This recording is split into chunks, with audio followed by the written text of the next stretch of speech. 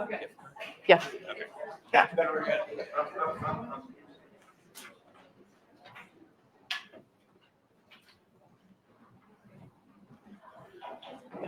This is for the people in the room. That's for the people at the end. Oh.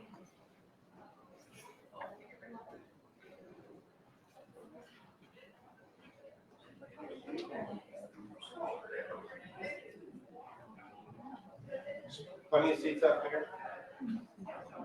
Yeah, there is.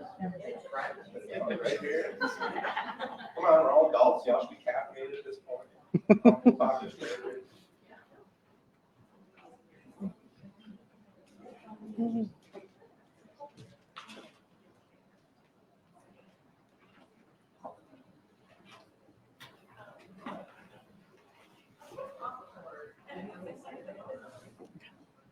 Good morning, everybody. Thanks for being here. You are definitely part of what makes Social Media Breakfast great.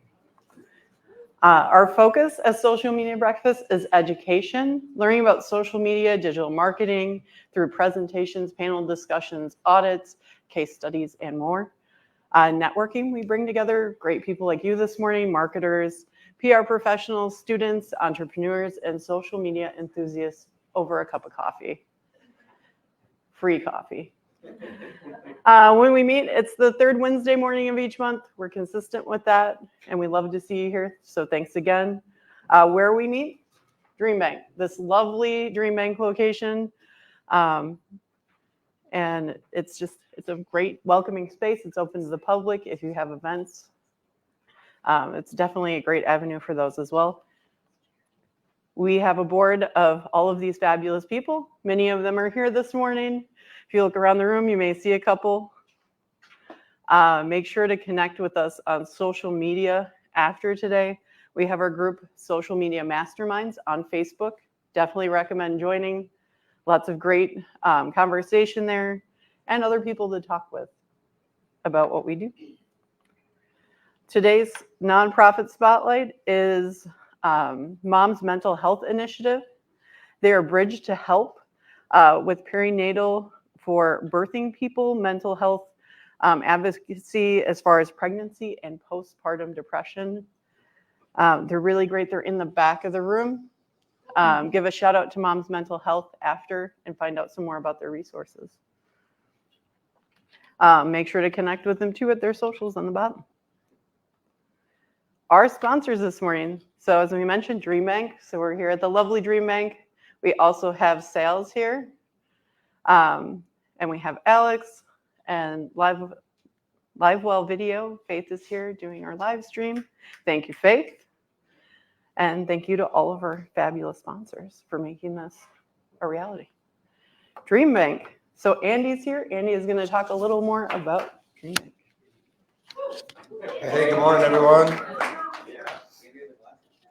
Andy with the glasses. Everyone's asking me, like, new glasses? No, I usually was just feeling a little lazy this morning. And I don't know. Usually when the sun's shining, I'm like, I got to wear sunglasses in the car, so I usually forgo the glasses. Anyway, enough about me. Shout out to Sal's, though, for let's give it up to Sal's. I know they're going to talk in a second here. Avocado toast. I think I've shared it with everyone just because I'm so excited about it, but I got Sal's last night for dinner. They got a wonderful one-topping large carryout deal. Yeah, is it all the locations, my Sal's people? Yeah, all the locations. Tuesday, one-topping carryout deal for I think like 16 or 17 bucks. So my son and I absolutely love crushing Sal's on a Tuesday, so I'm doubling up today. Sausage. Yep. So anyway, a little bit about Dream Bank, though. I see a lot of familiar faces.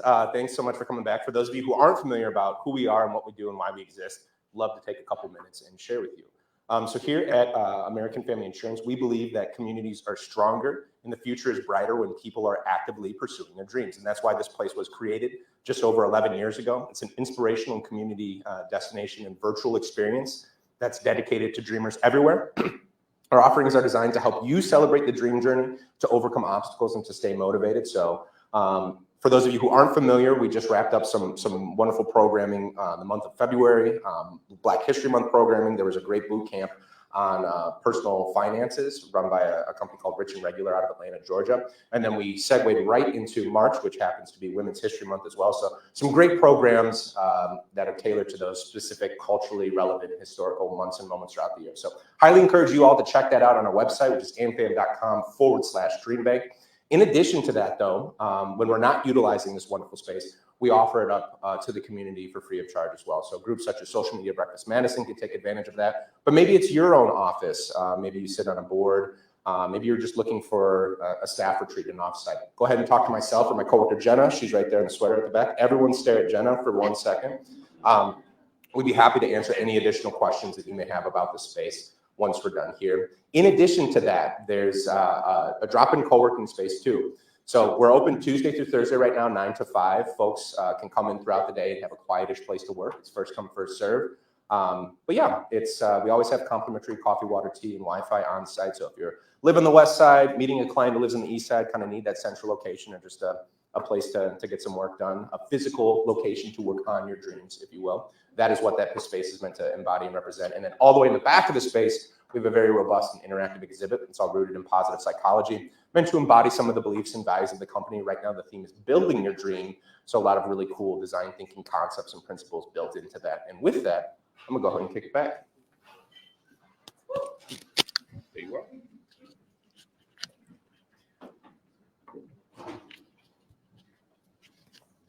Oh boy. Sorry, Faith.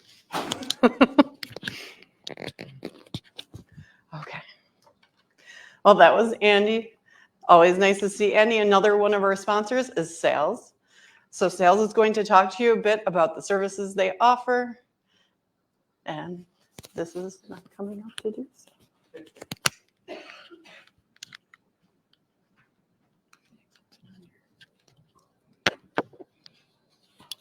All right, good morning.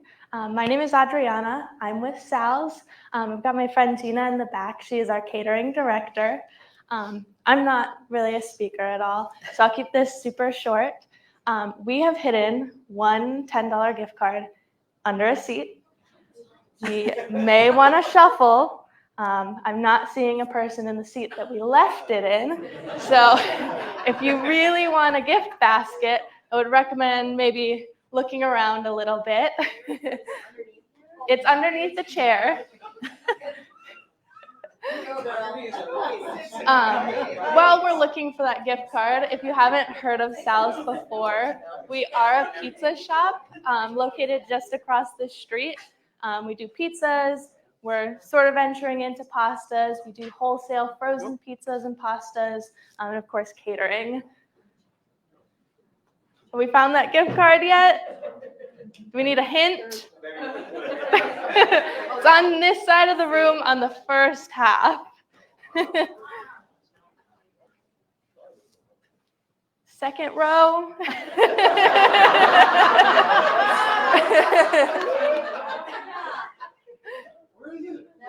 It's not? Oh, I didn't look at my own. Should be under the chair. All right, so you will have to come in to Sal's Monona. You also get a frozen pie, one of our bags of frozen pasta, and a t-shirt with that. So congrats. It's lovely being here, and I'll pass this on.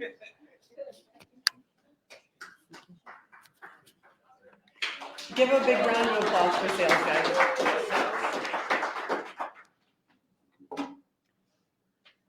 So sorry. All right.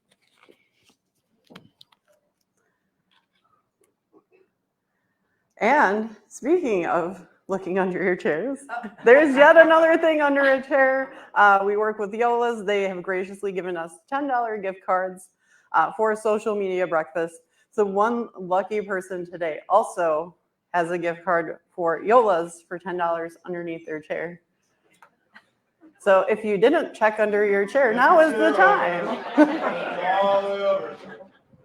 There we go. And there's our winner. Big thanks again to Yola's for providing those gift cards for us. We'll get with you for some details on that. Well, without further ado, our speaker is here today, Jamie Gale is going to talk to you about her expertise. Give her a big round of applause. I don't need that. Hello, everybody. Hello. I'm going to just switch my slide here.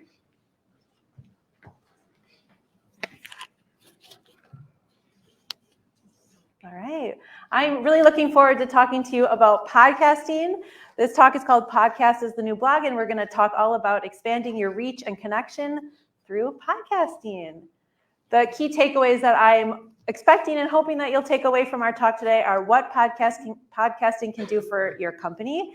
And there are fundamentals that you'll need to take your podcast from idea to published. And so we're going to kind of just talk over an overview of each of those fundamentals. And then in each of those, there's some key decisions that you'll need to make. So get on your thinking hats because you'll need to make some key decisions for this podcast that you're going to hopefully launch after our talk today. And then it's Social Media Breakfast Madison. So we'll talk about the best ways to use your podcast content on social media. But first, I would love to know who is in the audience. So I'm assuming I know the answer to this, but raise your hand if you have ever listened to a podcast. Okay, that's exactly what I thought. All right, now raise your hand if you have listened to a podcast in the past month. Okay, and how about the past week?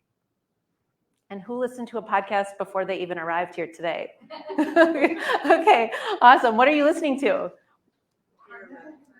What is it? Family Secrets. Family Secrets. I don't know that one. Inner Rebel. Inner Rebel. Okay. What else? Pod Save America. Pod Save America. All right. What else? Freaking Out. What is it? Freaking Out. Greeking Out. Oh, cool. I don't know that one. Juicy Scoop. Juicy Scoop. Okay. I don't know that one, but I have a feeling I know what it is. What's about Bravo? Bravo. Yeah, that's okay. What else? Anybody else? NPR. Okay. Yeah, I've got my morning stack of news podcasts that I listen to while I get ready every morning. So, and then what speed do you listen on? 1.5. It depends. Anybody listen at 2.0 speed? Awesome.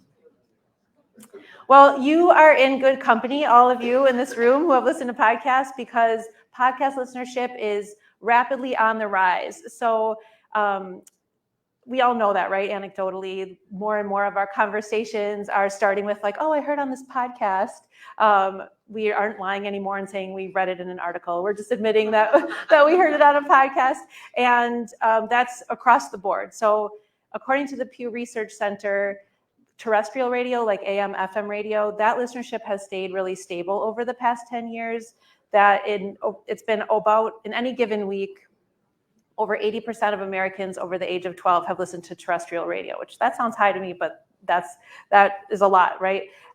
Over that same amount of time in the 10 years, podcast listenership has really gone up so much. In 2013, it was that 7% of Americans would have listened to a podcast in that week, in the given week that they were asked. And in 2023, that number was 31%. So that's a huge jump in a relatively short amount of time. And that number is just going to continue to go up and up and up. And the same question in the given month was 42%. So that's an enormous amount of podcast listenership. According to Buzzsprout, which is a podcast hosting platform, there are 90 million weekly listeners of podcasts. And of those 90 million listeners, 66% of those listeners have college degrees and have an average household income of $75,000 or more. So there's a lot of purchasing power in podcast listenerships. This was an interesting fact. It said how many podcasts the average listener tunes into per week. Any guesses? 5, 4, 7, 3, 12. So it's 8.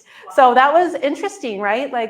You don't have to become the one podcast someone listens to. You just kind of got to be one of the 8. So I thought that was really interesting. Who am I? I am Jamie Gale. I'm an entrepreneur and educator. I've lived in Madison for over 20 years.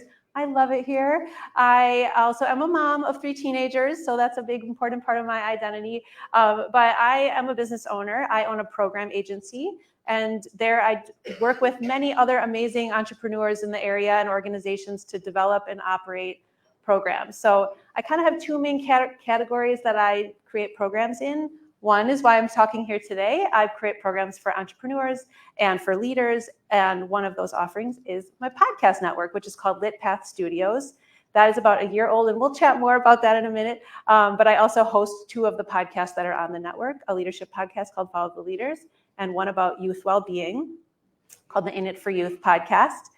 Because the other part of my business that I create programming for is around children and families. So I own a kids yoga company called Little Ohm Big Ohm. We've done programming right here at Dream Bank. I also am the co-director of a creative arts summer camp and after school enrichment program called Creative Soul Camp.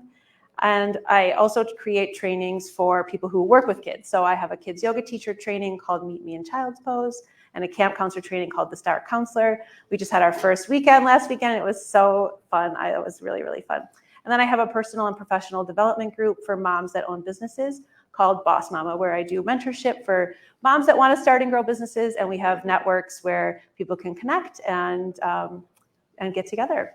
So Lit Path Studios I'm here to say, like, anybody can have a podcast. A year ago, a colleague asked me if I could help her start a podcast.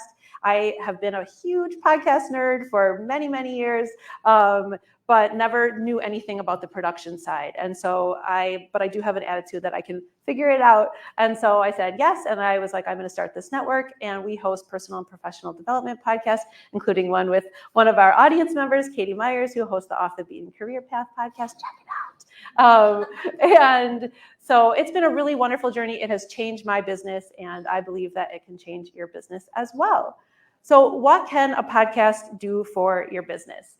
There's really four. I was thinking about it, and I was breaking it down into four main areas. You can showcase, connect, extend, and sell. So we're going to dig into those topics. Please interrupt me at any time if you have any questions or want to chime in with some additional information. I'm all ears.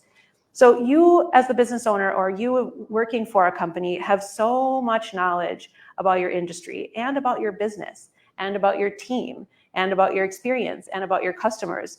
And having a podcast as one of your business offerings is another way to communicate, and I believe communicate really richly and deeply about your industry and about your work experience in a really long form, dynamic format.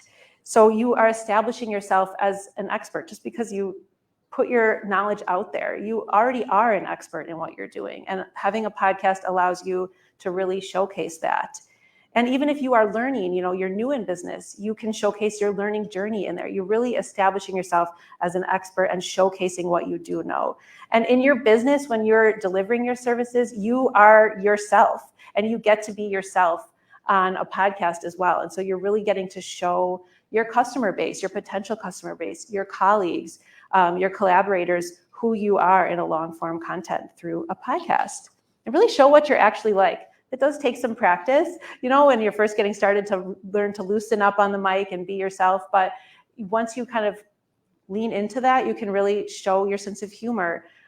And along those lines, you're really getting to show your personality. What is going to set your company, your business, your offerings apart from the other people in your industry? It's you. It's your personality. And so you're allowing these customers to get to know you in kind of like a lurker way, right? Like they get to really, it sounds worse than it is, but they really do get to observe you, what feels like up close, you're in their ears, but without needing to set up that one-on-one call. Sometimes that's the barrier between somebody reaching out to you to ask about your services, is they don't feel like they really know you that well yet.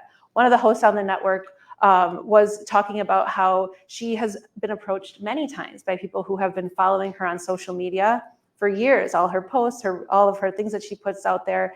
And they didn't reach out to her for her services until they listened to her podcast. They said, oh, I've been following you for years, but now I listened to a few episodes of your podcast. I'm ready to set up that meeting. So that was a really cool result. And that was pretty early on in her podcasting. So that was really, really cool. You're showing people what working with you is like. You're really showcasing that. And you're showing behind the curtain of your personality. So at the end of the day, this is really just getting people into the know, like, trust pipeline, right? That we're all looking to get our customers into. They really get to know you. They hopefully like you as they hear more of the things that you say and watch your working style, and then they're ready to trust you and become your customer or work with you or your colleague or your team member, that kind of thing. All right, so connect. This to me is the gold. We are all so busy, and when you're recording a podcast episode, you are taking that time to connect in long form content. You're sitting down with somebody that you may have not otherwise made time for in your schedule, or who wouldn't have made time for in their schedule, for a conversation about your work and your interests and your life. And that connection is so incredibly rich. I'm standing here today because of that exact situation. For my Follow the Leaders podcast, I was so lucky to interview Liz Boyd, the president of Social Media Breakfast Madison, and we were chatting afterwards, and speaking here became part of the conversation. And so I would hope, I've watched Liz's work for many years through the library. I've obviously been following Social Media Breakfast for a long time, but that connection between the two of us wouldn't have happened except for the podcast interview. So it's recorded. There you are. Hi. It's more than just recording the conversation. It's the communication leading up to it. You're now directly connected with people by email. You have that conversation before and after you hit record. That's really, really important. And likewise, your customers, you get to connect with your listenership. They become your listening community. You want to know what they are listening to. You can ask them for feedback. You can ask them to reach out and get in touch. And so that relationship, those connections it's gold, right? It's business gold. It's really, really beautiful. You also get to collaborate with other people that want to come on your show to showcase their knowledge, right? So they're going to borrow your audience and you're going to borrow their knowledge. And that mutual back scratching situation is really beautiful connection. And then extend. So a few months ago, there was a speaker here at this event, Emma, who was talking about how attention span is just dwindling and dwindling and dwindling. Everybody's on their phones scrolling so fast. And so short form video is the way to handle that, right? And that is so important for business owners to do that. Podcasting is a way to extend people's quote attention span for your ideas and your thoughts. You're in their ears, they're able to multitask, and they're going to consume way more of you if they're listening to your podcast than they would if they're scrolling on Instagram and see a picture or a video or reading a blog. They might skim it, right? But if you get someone to listen to your podcast, let's say your podcast is a half hour long, even at 1.5 speed or 2.5 speed, that's 15 minutes of them listening to you talk about whatever you chose your topic of the episode to be. A few months ago, our LitPath Studios hit over 10,000 downloads, which for us, we're a small network. We just started a year ago. That was big for us. Yeah, thanks. Shout out to the amazing hosts on the network. So I was thinking about that. And even if I did a little quick math, even if the podcast episodes were all only a half hour long, some of them are longer, that's over like 5,000 hours that people were listening to the hosts on the network. If you had said in 1 year that these business owners would get 5,000 minutes of listenership from the audience, that's wild, right? So you can really extend people's attention span. And then sell, right? If you are doing a podcast as a hobby, that's less of an issue, right? But if you are adding a podcast to your business offerings, another way you're communicating with your customer base, your audience, you want to sell. And there's a few ways that you can do that. You can directly sell. So on my podcast, I might record an ad for Boss Mama, for my professional development group, and I will play that ad. I will work that into the audio file before we submit it. You can generate or gather email addresses by offering your listenership a download. Use it as a lead magnet. You can link it in the show notes. You're offering something for free, right? Podcasts, unless it's a paid podcast, are free resources. And so your customers are getting to know you, like you. They might download something that you're offering them. You can directly offer that to them. There's also indirect selling. So through storytelling, you can explain what you're doing in the other areas of your business. You can talk about an experience you had with a customer. You can weave that in, and it might open up your listeners' ideas to the offerings that you have. a few years ago, I came to a talk here. This was actually right before COVID, so 4 years ago. I was watching a speaker, and she was talking about something completely different, but she wove into her speech that, she was at a business doing coaching for their team on, I can't even remember now what it was, but I watched her masterfully weave in the story about this coaching service that she offers into her example. And that made a mental note that this is a service this woman does. She wasn't here talking about that. You can do the same thing on your podcast. And that can just really demonstrate what you have. And somebody might be more likely to click through in your show notes or follow you on social media and become your customer in that way. And then you can also use your podcast to demonstrate what it is you actually are selling. So if you are a coach of some sort, or you help do branding for a company, you could invite a listener onto your podcast and offer them that service at no cost to them, as long as they're willing to let you record it and publish it. And you can demonstrate right there. You provide them this coaching or this advising, and that is so interesting to listen to. If you're an entrepreneur, to listen to another company go through a branding process, and you get to see how the podcast host does that service. And so you might, first of all, you're getting free advice because you're listening to see how it goes, but you might be then more likely to go buy from or sign up with that person because you know more than just what their website looks like. You have seen or heard, I guess, their work in action.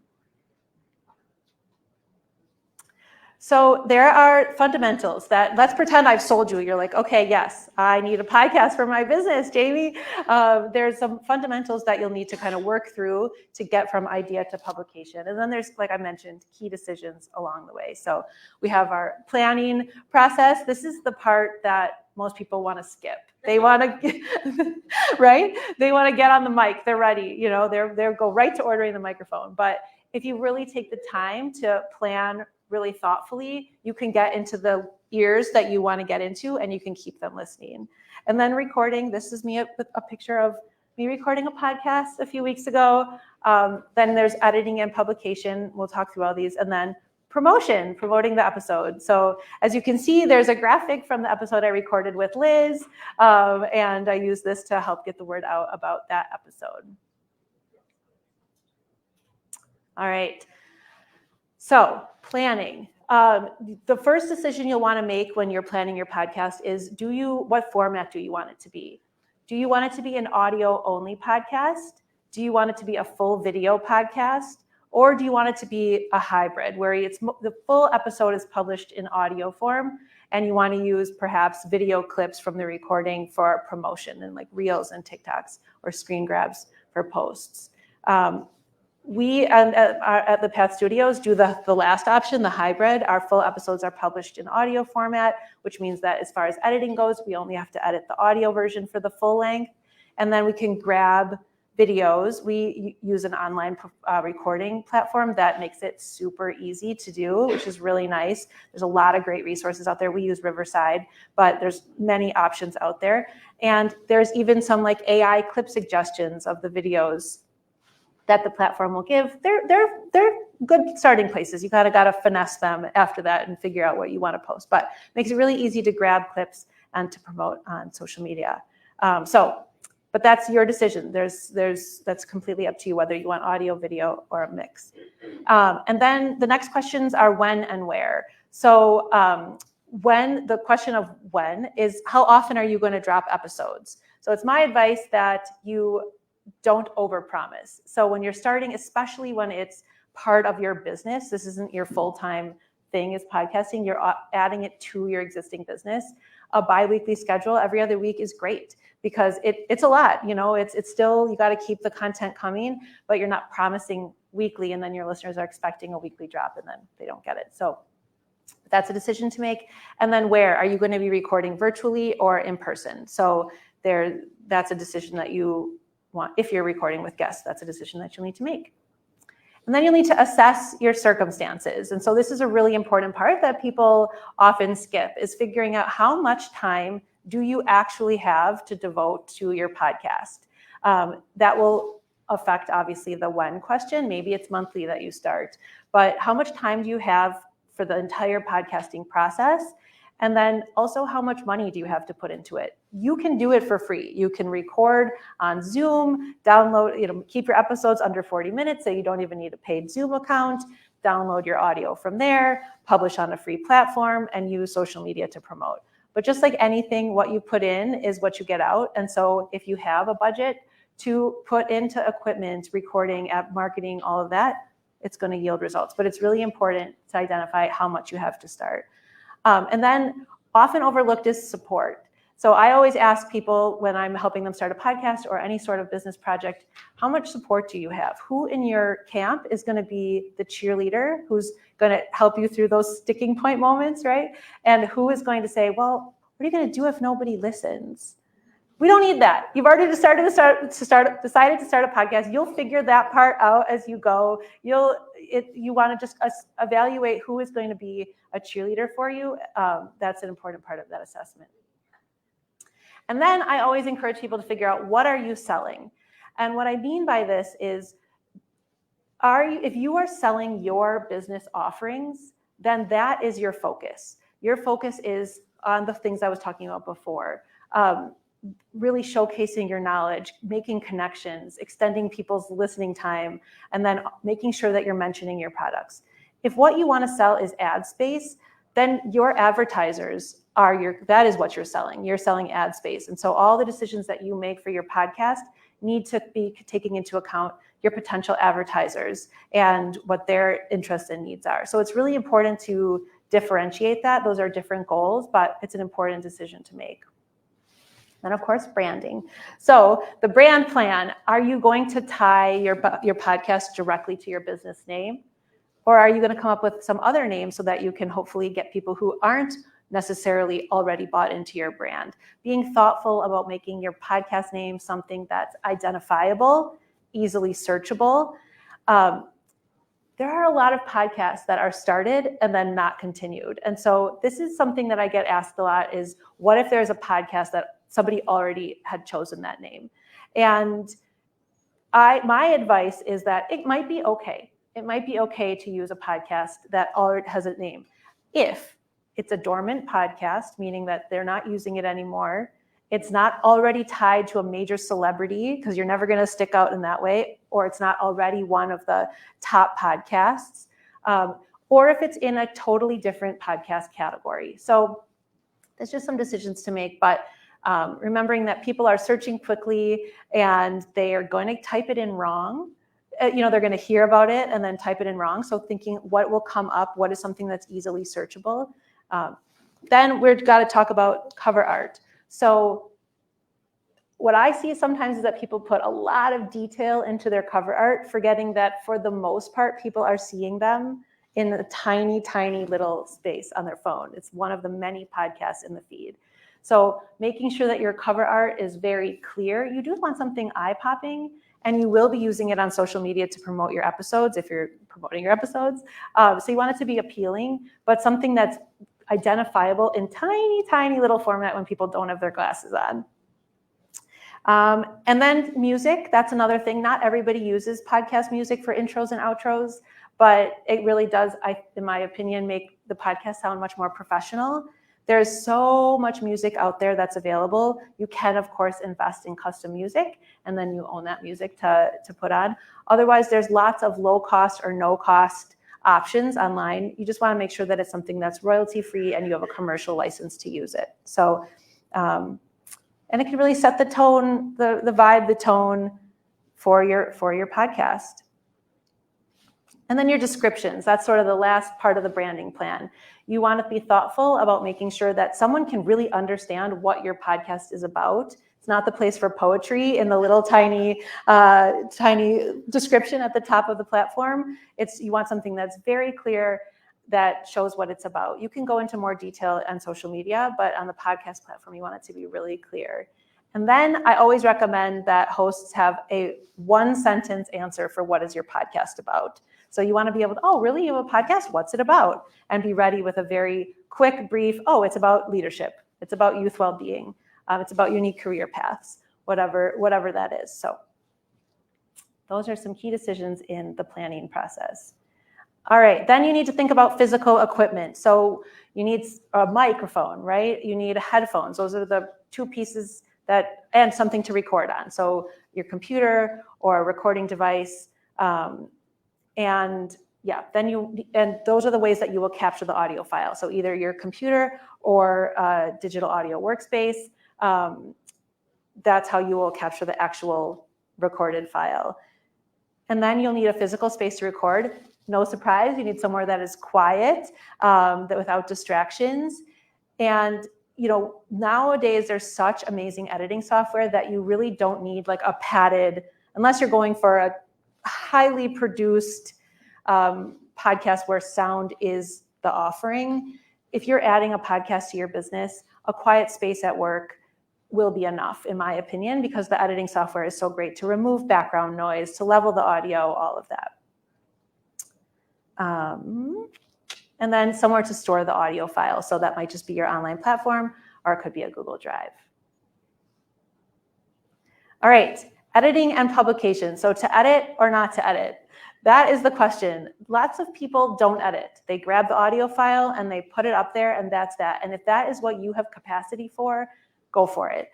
I personally like an edited show when I'm listening, and so that is something that I'm continuing to build my skills in and our team's skills in, is in getting better and better at editing. We all have filler words when we talk. Everybody. And so being able to remove those for me is important, and something that I think makes the audio much more listenable.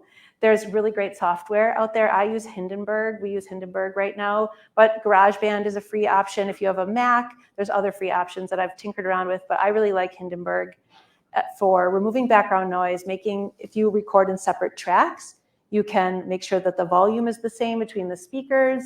If someone coughs while the other person's talking, you can remove that other sound. You can remove the coughing. A lot of times, especially if you're recording virtually, people will kind of talk over each other a little bit because of just technology. And so you can do a little podcast magic and scoot the voices a little bit apart. And so it makes it sound like they're responding to each other. I think those things really make your podcast sound much more listenable and professional. So you can also shorten word gaps using the software. I use Descript for removing filler words and shortening word gaps. It's really snazzy. I'm in the way here, but it makes a transcription of your audio file, and then you can edit the transcript, and it edits the audio file. It's really, really, really nice. It's called Descript.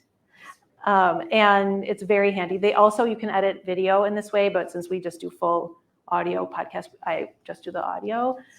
It's really, really nice. It's really, really nice. With a click of a button, it can reduce you can say, shorten any word gap that's more than, a second long to 1 second. And so click, done. It's really nice. You do need to kind of go back through it and make sure that it, there's a little bit of art to it, but it's a wonderful, wonderful tool. And then you'll need to choose and of course, editing for content. If you record an hour-long conversation, you want a 45-minute podcast, you got to pick and choose what areas of the conversation are going to come out. And again, I use Descript for that.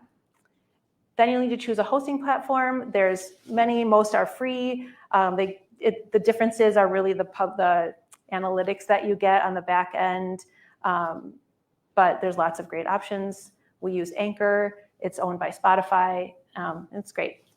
That will produce an RSS feed, which is the distribution URL. You can think about it that way. And so you can take that RSS feed and put it into many different platforms. So you can connect your RSS feed to websites. You can distribute it. You can put it in other podcast platforms, and that can push out to all the many apps that we use to listen to podcasts.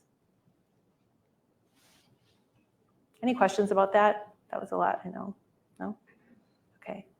And then we're at Social Media Breakfast Madison. So of course, we're going to talk about social media. There are so many ways that you can promote your episode, promote your podcast, and in turn promote your business using the content that you create for your podcast on social media.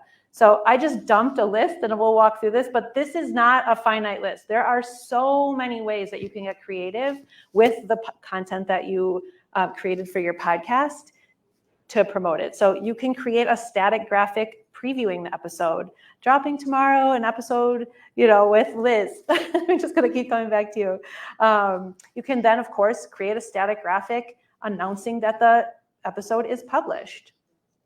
You can create an audiogram an audio clip from the podcast on a static graphic. So an audiogram is just a reel or a TikTok, a video format that has a picture with the audio from your podcast. So even if you don't record any video from your podcast, you can still use it to make reels and TikToks. They don't perform as well as actual video of the people, but it's still another way that you can use content. Or let's say during that part, somebody was making a weird face and you really love the content from that section, you can still use it in video form, just with a static graphic. If you own a flower shop and you have a podcast talking about the different types of flowers, you could use B-roll of you in your flower shop and take a clip from the podcast and put that over the video. And now you have another use of another clip from the podcast that is going to really, again, showcase what you're offering. We've already kind of talked about this, but you can take an actual video clip, either of one speaker at a time, if you're a solo podcast, just of yourself, or there's many different layouts that you can choose, especially on these platforms where the speakers are placed over each other. You can add captions, you can add your logo right in these platforms, and that becomes a way to promote the episode. You can have a static graphic with a quote from the episode. You can, once a month, you can go back, look at all the episodes that you put out and pick something from the past. That's another thing, is this becomes evergreen content that you can refer to, you can send clients to, you can mention a past episode in a new episode. You're going to be gaining listeners, hopefully, all the time. And so they wouldn't have heard your first episodes. And so even though you might cringe listening to your very first ones because you've gotten a lot better at it over time, you can refer back to one of your old episodes. And so you can also do the same thing on social media. You can hop on your stories and record a face-to-camera reel or on your stories, referencing a mic drop moment from that you're still thinking about. You can show something that you're doing that was a takeaway from that episode. These are all the same things that you would do on any social media when you're promoting anything, but you can use that same exact recording to do all of these things. And then there's the guests. So this is not only do you create these connections that I was referencing before, but you are able to borrow their audiences if they agree to share the episode on their platforms or with their customer base. So a lot of times they are proud of, they're getting to talk about their business offerings or their expertise or their experience. People like to talk. And so if you can ask them to please, you have to ask them, but please share this on your social media, or please send this out to your newsletter, list. And so if you can include a headshot of theirs or a video clip, they're more likely to share it because it just feels more personal to them. And make sure that you're tagging your guests in all of your posts, in your stories, so they can reshare. So I'm sure you can think of many other ways that you can use it, but this is hopefully a good starter list for how you can repurpose the content that you've already recorded. We're always looking for new content, right? In many ways over time. So it doesn't even always have to be the week that you're promoting. Use it in the future as well. So I'm really not wanting to knock on blogging. There's a very big need for it. It serves a wonderful purpose. But I believe that if you have limited time and energy and money and all of that, which we all do, right? That podcasting, if you're deciding between them, podcasting is the place to put your time, energy, and resources. So I believe that it helps your traffic become much warmer. For all the reasons that I mentioned, they already are in the know, like, trust pipeline. The conversions are going to be higher because of all the things that we talked about. Consumers are already multitasking, like we've talked about. They're doing laundry, they're washing dishes, they're on a walk, they're driving. So use that time. Everybody's looking to reduce their screen time, right? And so this is I guess technically screen time, but you're in their ears. They're able to do other things. And so it's a way to capture their attention while they're doing other things, and they feel more productive. And like we mentioned, the attention spans are getting shorter and shorter. So extend the amount of time that your customers are listening to you and learning from you or your colleagues. And you get to showcase your authentic voice, literally. You know, you're using your authentic voice as something we all strive to achieve in the things that we're putting out there outside of our actual work when we're communicating about our business. And so podcasting, I believe, is the best way to do that. So, and of course, you can have the best of both worlds. You can take your transcript from your podcast, toss it into ChatGPT, ask it to make a few blog posts out of it, fine tune it, post it up, and there's another way to repurpose your content. So I would love to connect with you. I'm always looking to get to know other people in the community. So if you want to bounce an idea off of me, or you want to be a guest on one of the shows on the network, we're always looking for great businesses and people from the community to come on and share their stories on our shows. If you want help with your podcast, or you just want to get to know me, I have my contact at the QR code there and listed below, and I would love to connect with you at any point and hear what you're up to. So thank you so much for joining me. I would love to open the floor to any questions that you have, or if you have something to add to one of these topics, I'm all ears. I just want to say that being a host on your podcast network, I have no skills whatsoever, and I don't know that Jamie believes I could do it at every turn, but she really worked with me on it and helped me figure out how to make it work. So if you don't let the technology scare you, if you're interested in it. Thank you, Katie. I knew you could do it. But yeah, anybody, truly, the tech is learnable, all very learnable. Yes. Can you talk about the difference between like working with like a studio or a group Yeah. like you have versus like just being a person with a podcast? Yes, I can. So really, there's not a wrong way to go. If you already have an audience that's going to be ready to listen, then you may not need to be with a group. The benefits of working with other business owners are just that you are connected to each other. You can learn from each other.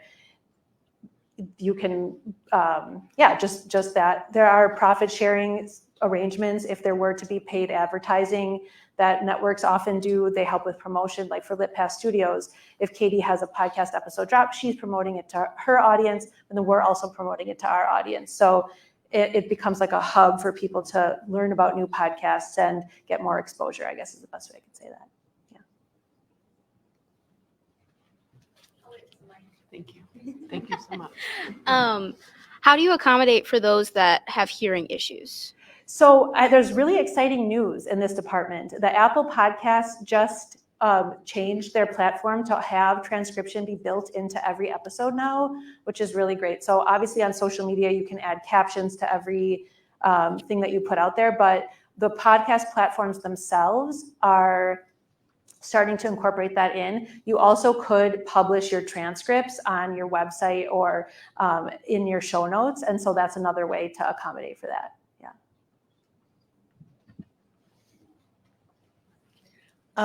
From the planning process to the execution to advertising the podcast episodes, about how many hours would you spend per podcast episode? Oh, that's a great question.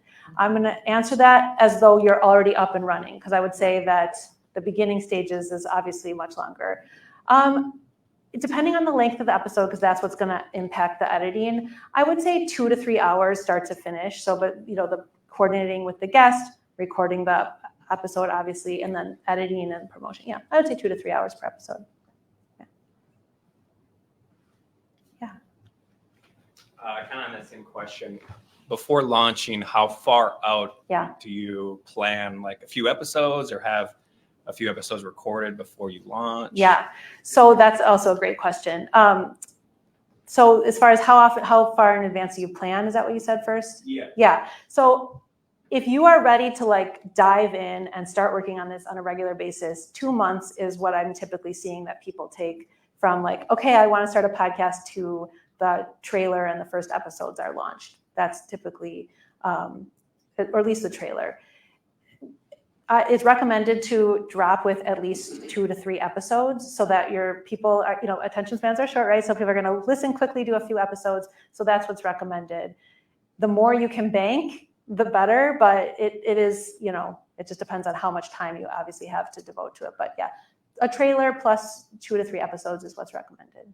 Once you're up and running, do you recommend having a couple episodes already recorded? If you can. It depends on your, sometimes it kind of goes in, for me personally, it goes in waves. So like right now I have a lot of episodes banked for both shows. So that eases things up. But in a few weeks, I'm gonna be like, okay, I better start scheduling more interviews for that. So it just depends on your workflow. Some people are like, nope, I'm gonna record 1 episode at a time and publish it. It just sort of depends on how much infrastructure you have to like produce them then from there. Yeah.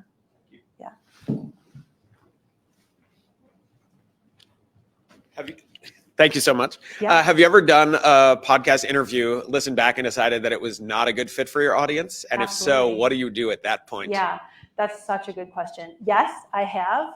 And for our shows on the network, the guests sign a guest agreement before they come on, one point of which is acknowledging that we may not use the episode. So it depends on your relationship with that person. Sometimes they also know that it's not going to be usable, and you can kind of just connect with them in that way. Sometimes it's a sound issue that it's just truly no podcast magic is going to fix the sound. And so you could reach out to them and say, hey, if you want to re-record, you can do that. What'd you say? With these notes. With these notes, yes, exactly. Or sometimes, or you can just send the note and say, hey, it's not the right fit for the show right now, but I'll let you know if I publish it in the future. So the answer is yes, absolutely. Yeah. Yeah. Can you talk about marketing or how you grow your audience, whether it's Yeah. organically or paid? Organically. So for right now, we are doing all organic. You certainly can do paid advertising just like you can for any business venture. But it does tend to grow. If you put some energy into, especially asking your guests to share the episode, that's where we see big bumps. Certainly if you have a guest on who's invested in sharing the episode, that episode is going to perform well, making sure that you're inviting people to follow the show after. So that for us, that's how it has grown. And I will say that even though we are a small network, the impact has been much bigger than just the number of downloads. I know there was a speaker in the past who spoke at this event, I think it was during COVID, who said that even just a very small amount of listeners makes a big impact for her business. I would say that's very true. So, you don't, unless your goal is to sell to the advertisers, like when I was talking about what are you selling? You need big numbers for that. Like they pay a small amount of money per 1,000 downloads per episode. So when you're adding it to a small business, the focus should be on really nurturing your listenership, even if it is small to start.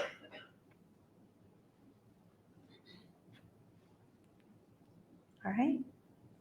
Well, thank you so much. Let me know. I want to hear about your podcast that you started.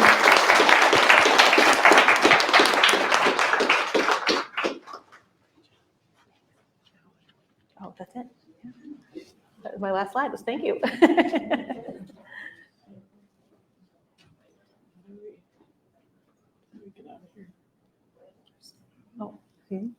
Oh, I need to go to our slides. Oh, you're right. Sorry. Sorry, Ellen.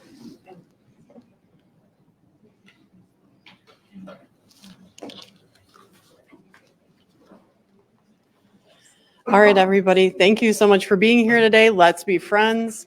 You could also become a speaker. So we would love hearing your, proposed topics for an SMB Mad. Please find us online, scan the QR code, volunteer, be a blog writer, maybe a podcaster for us, facilitate our Facebook group, sponsor an event. You bring the food. We'll help share your business across Madison. We can do shout outs to local nonprofits too. Once again, like Mom's Mental Health Initiative, thank you so much for being here with us this morning. And apply for a scholarship. If you can't afford that conference and you want to go to it, your company won't fund it, ask us for help and make sure to apply online today. Our April 17th event will be Building Better Content Calendars, How to Stop the Scroll and Convey More Messages. That'll be with Sarah Curry and Brett. Make sure to join us April 17th at the same great location. We had our winner this morning. Amelia will be coming around to snap your photo if you're okay with that.